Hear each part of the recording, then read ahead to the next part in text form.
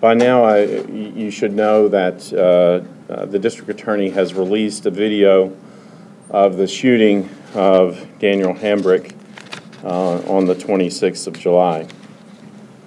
As I've already said before, this was a tragic event, and my prayers go out to Mr. Hambrick's mother and his family.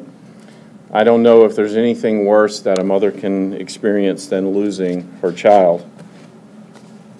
We believe it was important for the district attorney to release this video today to promote transparency in this investigation.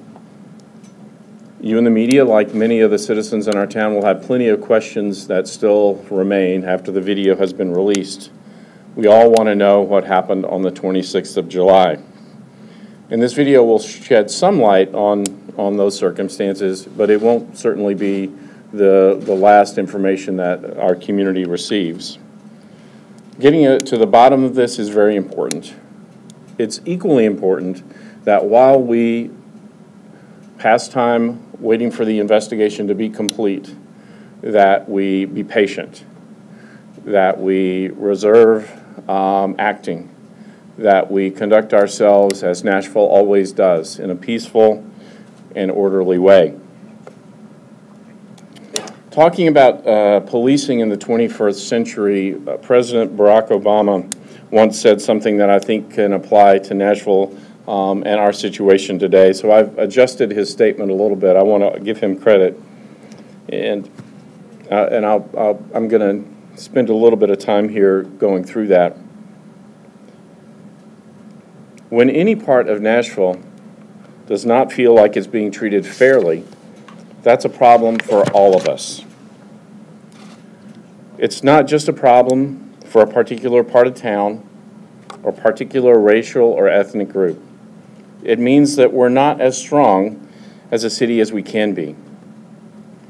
And when applied to the criminal justice system, it means we're not being as effective fighting crime as we could be. So we have to work to make sure that everyone feels that they're a part of the Nashville family. And we have to work to make sure we're fighting crime as effectively as we can.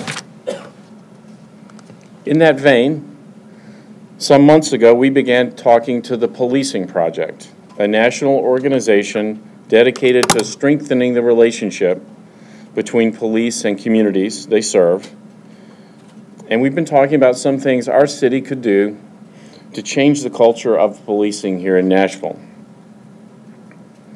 Since I took office as mayor, I've been talking to the Policing Project at some length and met with them individually before I was mayor, especially with Director Barry Friedman, who's a former Vanderbilt law professor.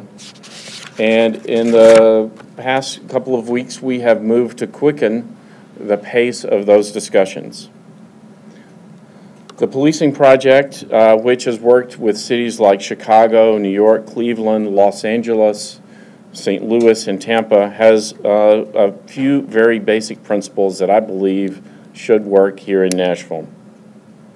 First, there should be a robust engagement between police departments and the communities they serve around policing and the priorities of policing. Secondly, when possible, policing practices should be guided by rules and policies that are adopted in advance, are transparent, and are formulated with input from the public. Police departments, third, should develop and use those metrics that are police departments should develop and use sound metrics of success that encompass all of the goals of policing, including community trust. Monday, Chief Anderson and I met, and again yesterday we spoke about these principles, and he committed to undertaking a comprehensive review of police department policing strategies with an open mind. I appreciate the Chief for agreeing to participate in the community process that I will be leading, with the Policing Project's help, to change our policing culture here in Nashville. Even before this tragic shooting on July 26th, we knew we had work to do here in Nashville, and we had begun it with the policing project. We need accountability for what happens with our police officers on the streets. That's on the back end. We all know that. But I believe it's even more important for us on the front end to do more with strategies that guide how we police, so that we less often need to do anything on the back end. So these will be our next steps as a community. First, under my leadership, the policing project will help us engage the community on ways to change that front end culture. Secondly, we will be taking a very hard look at our de-escalation policies and use of force policies to ensure that our officers have the best training possible for diffusing tense and challenging situations. And we're going to look at staffing in terms of who is being put onto these sort of projects that have high intensity contact with the public. And then third, we're going to be reviewing our CompStat process, which is a data-focused process that in many ways directs the way we police. We need to make sure that it reflects our values, the values of this community, and of our police department. Later today, I'll be meeting with community leaders to talk about the video, the issues of policing, its practices, and our plans. Now, General Funk has not made any legal judgments about Officer Delkey's actions, and I haven't made any judgment either. That's not my role. My role is to make sure that on the front end we are doing the absolute best we can as a community when it comes to policing. It's clear that on July 26th, our community had made decisions that forced an officer to make a very quick decision. And those quick decisions resulted in the loss of life that you see on that video.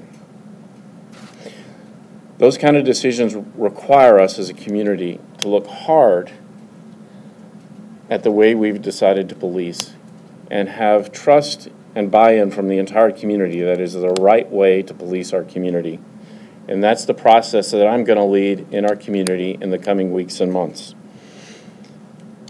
It's absolutely necessary that in this context, we continue to conduct ourselves as a community peacefully and to give the process a chance to reach its final conclusion while we work hard as a community to improve the way we police in Nashville. Thank you, and I'll take a few questions. Mr. You're for or against the COB? I am for civilian oversight of our police department, and I have made a commitment to do that, to make sure that we have oversight of the police department. When do you think that will be implemented? The community oversight? As I've said in my statement, my primary focus going forward is on the front end in terms of making sure that we have an appropriate system of policing, that policies are appropriate, and that we're doing everything we possibly can to both keep our community safe and minimize instances where an officer is put in a position where he might have to utilize his weapon. I'm sorry. Go ahead. Is there any particular reason why Chief Anderson isn't here with you right now? No. Did you ask him to be here with you? I did not. Can you discuss what you've seen in the video?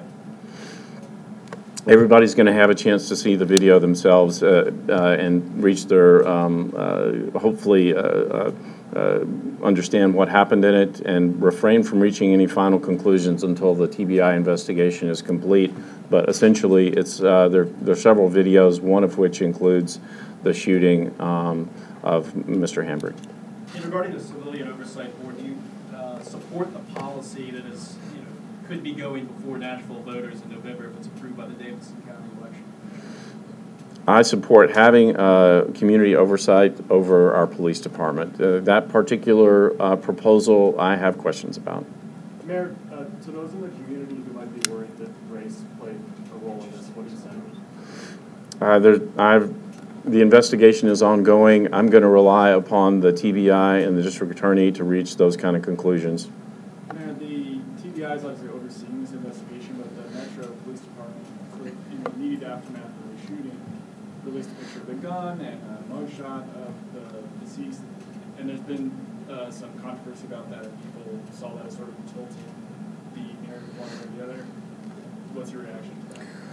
Well, I think the important thing is that the TBI is going to conduct an independent and thorough investigation and reach a reasoned conclusion about what transpired under these circumstances. The MOU between the TBI and Metro Police is new, and my guess is that over time we'll make some improvements in terms of communications coming out right after the shooting, but I am confident that the TBI will do an independent, thorough, and reasoned investigation that results in a conclusion about what happened. The video's just now getting out there. What is your takeaway from the video? I don't have a takeaway from the video other than the goal was to make sure that we were transparent with the community about the circumstances. As I said, it's up to the TBI and the district attorney to reach conclusions about what actually happened. The police department wants to put obviously body cameras are in motion right now. We're thinking from the Metro Police Department, they said that they might implement them in October. Do you think that should be pushed forward or moved up at all?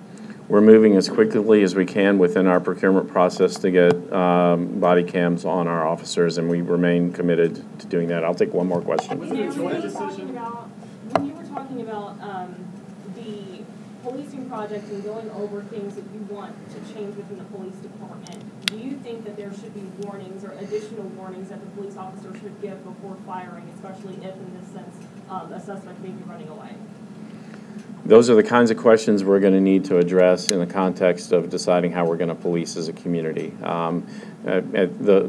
My fundamental belief is that if we're going to put our officers in circumstances where they are required to discharge their weapons, that we ought to be minimizing that, and it ought to be supported by the community broadly in terms of how we have decided to police.